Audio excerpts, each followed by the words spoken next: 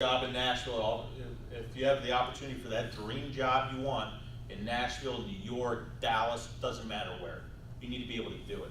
And you can't do that if you're struggling paycheck to paycheck and you can't pick up and move. Money gives you choices and flexibility in life. Also gives you flexibility related, I don't care what it is, a job, relationships, whatever. You're in a relationship, you don't, I gotta stay, no you don't. Okay? No, you don't. You need to look out for one. You need to, your credit and your financial situation is yours. You need to take ownership of it. Okay? So it's also situations like that. Also situations with layoffs. You know, companies come in one day, you don't have a job, or they're downsizing. And downsizing happens a lot as you get further in your management career. You need to have something to be able to, you need to be able to maneuver around that. All right? I've said it before, I've said it in previous classes, I always believe in when I was younger, I still did not too long ago, where you have your career job and then you have a side hustle. How many of you have a side hustle? Okay, I would never lose that, all right? I would never lose that. So you have your career and then you have something that's giving you a little more cash. Your career job is, I'm working for Hilton, but you know what, Hilton may pay me 30 grand coming out of college, but I'll prove myself, I'll work my way up. You gotta know you're not always gonna be making that minimum amount. You're gonna be growing. But in the meantime, you gotta pay your bills, okay? You gotta pay rent, you gotta pay food, you gotta pay everything. So making sure that I always tell people to get a side hustle in the industry, preferably, because there's a ton of jobs out there. You can bartend, swing drinks a couple nights a week, wait table, bring in cash to be able to pay for some of those expenses. That's good, all right? Because if something happens with that full-time job, you have some cash, all right? Some of you might not have overworked whatever right now. I'm just giving you my little bit of free advice here. Because those things happen with your full-time job, and you always need that part-time, but your full-time is priority number one.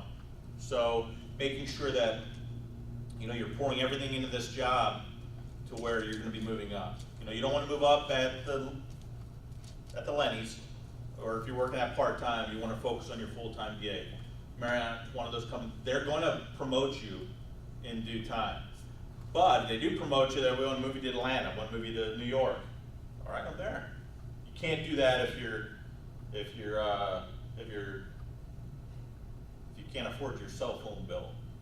All right. So it gives you options for the future. You need to have options, and you need the flexibility.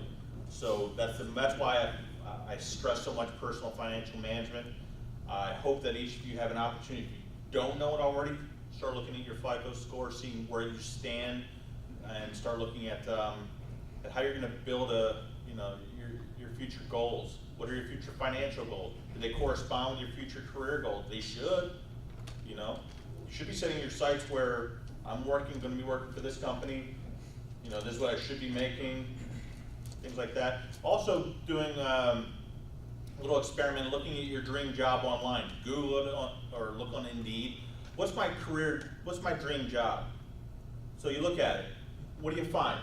Might not be in Memphis, right? I might have to travel I might need to go to Orlando for this job. I might need to go wherever, but it's not here in Memphis. You need to plan for that.